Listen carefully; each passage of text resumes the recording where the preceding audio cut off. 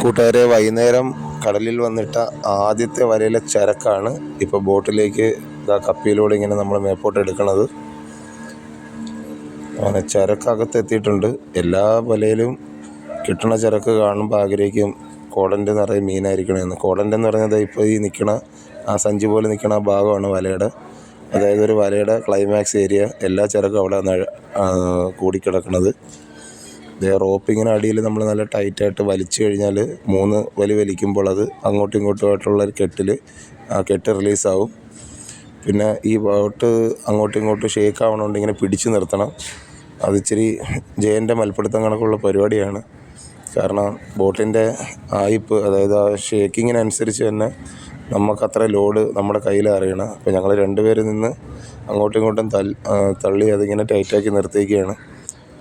പക്ഷേ മീനല്ല വീഴണത് കൂടുതലും വേസ്റ്റാണ്. പിന്നെ ഏറ്റവും റിസ്ക് എന്ന് പറഞ്ഞാൽ ഈ ചരക്ക് പൊട്ടിച്ചിടുമ്പോൾ അതിനകത്ത് തെരണ്ടി ഉണ്ടാവും. തെരണ്ടി, അതുപോലെ തന്നെ കാരി, തുമ്പമീൻ, ഇതെല്ലാം ഒരേ കാറ്റഗറിയാണ്. അതിൽ ഏറ്റവും ഡേഞ്ചർ തെരണ്ടി തന്നെയാണ്. ഏറ്റവും കൂടുതൽ മുള്ളിൽ വിഷം തെരണ്ടിക്കുക. അതേ കണക്ക് തന്നെ കാരിയിൽ മഞ്ഞ കളറിൽ ഒരു വിഷക്കാരി എന്ന് പറഞ്ഞൊരു സംഭവമുണ്ട്. കറുത്ത കളർ കാരിയേക്കാളും ഡബിൾ വേദനയാണ് അത് കുത്തിയാൽ. അപ്പോൾ ഇതൊക്കെ ഉണ്ടെങ്കിലും നമ്മളറിയില്ല. നല്ല മുട്ടൻ്റെ ഒരു ആമയെ കിട്ടി. എന്തായാലും പുള്ളിയെ നമുക്കൊരു ഉപദ്രവം ചെയ്യാത്ത ആളാണ്. വീട്ടിൽ പോയിക്കോ കേട്ടോ മോനെ. അയാളുടെ വീട്ടിലേക്ക് വിട്ടിട്ടുണ്ട്. അങ്ങനെ ഒരു നല്ല കാര്യം ചെയ്ത്. ഇനി താണ്ട് ഇതിനകത്തു നിന്നുള്ള ചപ്പ് ചോറ് വാരി കളയണം. കാര്യം കടലാണെങ്കിലും ഒരു രക്ഷയില്ല. ഇത് ഒഴുവൽ എടുത്ത് കളയണതാണ് വലതുവശത്തു നിന്ന് കണ്ട. ഇത് നമ്മുടെ കട്ടിൽ ഫിഷ്, അതായത് പേക്കണമയെ പിടിക്കാൻ വേണ്ടി അക്കിടി, അതായത് തൂപ്പ് കെട്ടിയിടണതാണ് അതെല്ലാം. പിന്നെ ബാക്കിയുള്ളതെന്ന് പറഞ്ഞാൽ തീരാത്ത കണക്കുള്ള വേസ്റ്റാണ്. ഓരോ വലയിൽ ഇത് കണക്ക് മീൻ അതിനകത്ത് കെട്ടി വരും. ഇപ്പോൾ കയറി വന്നത് മുത്തിരി എന്ന് പറയുന്ന മീനാണ്. പുള്ളിക്ക് 3 വലിയ മുള്ളാണ്, കൂർത്ത മുള്ള്. ആമയ്ക്ക് ഒരുപാട് മുള്ള് ഇതിൻ്റെ കൊണ്ട് കാണണം. കാരണം ചരക്കെല്ലാം വന്ന് അടിഞ്ഞ് ഏറ്റവും ബാക്കിലാണ് കിടക്കണത്. അപ്പോൾ അവിടെ പുള്ളിക്കാരൻ്റെ കൈ, കാല്, തലയിലെല്ലാം ഈ മുള്ള് കൊണ്ട് കാണണം.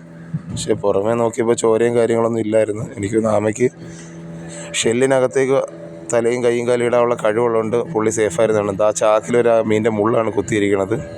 ഇത് കണക്കുള്ള ചാക്ക് കെട്ടുകൾ, പ്ലാസ്റ്റിക് കെട്ടുകൾ, ഇതിൻ്റെയൊക്കെ ഒരു കലവറ തന്നെ ഇപ്പോൾ നമ്മുടെ കടൽ. പറയത്തക്ക മത്സ്യങ്ങളുടെ വംശം പോലും ഇല്ലാത്തതിൻ്റെയും കാരണം ഇത് കണക്കുള്ള വേസ്റ്റാണ്. മണ്ണിലും കല്ലിലും ഒക്കെയാണ് ഇത് മുട്ടയിട്ട് പ്രചരണം നടത്തുന്നത്. അവിടെ എല്ലാം പ്ലാസ്റ്റിക്കുകൾ വീണ് മൂടിക്കിടക്കുന്നതുകൊണ്ട് അവർക്കതിനുള്ള ആവാസ വ്യവസ്ഥയ്ക്കുള്ള ബുദ്ധിമുട്ടുണ്ട്.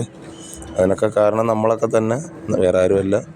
ആറ്, പുഴ, അരുവി എല്ലായിടത്തു നിന്നൊക്കെ ഇടുന്ന വേസ്റ്റും എല്ലാം വന്ന് അടിഞ്ഞു ചേരുന്നത് കടലിലാണ്. കടപ്പുറത്തുകാർ മാത്രമല്ല കടലിൽ വേസ്റ്റ് ഇടുന്നത്. അപ്പോൾ എല്ലാവർക്കും ഇതിനകത്ത് പങ്കുണ്ട്. ഒരാളെയും കുറ്റം പറയാനായിട്ട് പറ്റില്ല. കുറ്റം പറഞ്ഞിട്ട് കാര്യമില്ല. കാരണം തലമുറകളായിട്ടുള്ള ശീലം പെട്ടെന്നൊരു ദിവസം ആരും മാറ്റാനും പോകുന്നില്ല. ഇത് അങ്ങനെ കപ്പി വലിച്ച് തിരിച്ചെടുത്ത് 2 കപ്പി അപ്പുറം ഇപ്പുറം ഒരേ കണക്ക് കണക്ട് ചെയ്യും. എന്നാലേ ഇത് ആടാതെ കറക്റ്റ് നേരെ തന്നെ വരുത്തുള്ളൂ. പിന്നെ ഇത് മൊബൈൽ കയ്യിൽ കൊണ്ട് ചെന്ന് സൂം ചെയ്തെടുക്കാൻ പറ്റില്ല. പണി സമയത്ത് നമുക്ക് മാറി നിൽക്കാനൊന്നും റൈറ്റ്സ് ഇല്ല. എല്ലാവരും ഒരേപോലെ കഷ്ടപ്പെടണേ. അപ്പോൾ അതുകൊണ്ട് ഞാൻ ഒരു ചെറിയൊരു മൊബൈൽ ഹോൾഡർ ഹാൻഡിൽ മീഷോയിൽ നിന്ന് ഓർഡർ ചെയ്ത് വാങ്ങിച്ച് അതിനകത്താണ് ഈ സാധനം ഹോൾഡ് ചെയ്ത് വെച്ചേക്കുന്നത്. അങ്ങനെ കുഴപ്പമില്ല. അതാണ്ട് ഏകദേശം ചരക്കെല്ലാം വീണു. ഇനി വേസ്റ്റ് പറക്കി കളഞ്ഞാൽ മാത്രം മതി. പറയത്തക്ക വിലയുള്ള മീനല്ലേ. ഈ മുത്തിരി വളത്തിന് പോവുള്ളൂ. അയാൾക്ക് 25 രൂപ ഒരു കിലോയ്ക്കുണ്ട്. അത്രേ ഉള്ളൂ അയാളുടെ വാല്യൂ. പക്ഷേ ഇത് പൊള്ളിച്ചും വറുത്തും തിന്നാൻ അടിപൊളിയാണ്. തോലുരിക്കണം, വേറെ കണ്ടീഷനൊന്നുമില്ല. നമ്മുടെ ഉണ്ണിമേരിയുടെ കണക്ക് നല്ല ഹാർഡ്, നല്ല ടൈറ്റുള്ള ചർമ്മമാണ് പുള്ളിക്ക്. മുള്ള വെട്ടിക്കളഞ്ഞാൽ പിന്നെ മാംസം സൂപ്പറാണ്. വല ബോട്ടിൽ കയറിയ ഉടനെ തന്നെ കോടൻ്റിനകത്തുള്ള എന്തെങ്കിലും മറ്റു കാര്യങ്ങളോ മീനോ എല്ലാം പിച്ചിക്കളയാനുണ്ട്. അതെല്ലാം കളഞ്ഞ് നൈസായിട്ട് കോടൻ്റെ ഒതുക്കി വെക്കുക. എന്നിട്ട് സെൻറ്റർ റോപ്പ്, അതായത് നമ്മുടെ വലയിൽ നിന്ന് കോടൻ്റുമായിട്ട് ബന്ധപ്പെടുത്തുന്ന റോപ്പാണ്. ആ മഞ്ഞ കൂട്ടിയിട്ടേക്കണ റോപ്പ് കണ്ട ഇടതുവശം, അതാണ് സെൻറ്റർ റോപ്പ്. അവിടുന്ന് കുറച്ച് കോടനിലേക്ക് വളച്ച് വയ്ക്കുക. പിന്നെ ജോലിയിലെ എല്ലാ കഷ്ടപ്പാടും, മീൻ കിട്ടാത്ത വിഷമം എല്ലാം മറക്കുന്നത് വൈകുന്നേരം തന്നെ കിട്ടിയ വലയിൽ 4 വലിയ പൊന്നാരം ഉണ്ടായിരുന്നു. അത് വെട്ടി കണ്ടിച്ചതാണ്. എന്ത് വിഷമമുണ്ടെങ്കിലും നമ്മൾ ആഹാരം കഴിക്കുമ്പോൾ ഒരു സമാധാനമാണല്ലോ. പോരാത്തിന് മണി ഏകദേശം 9:30 കഴിഞ്ഞ്.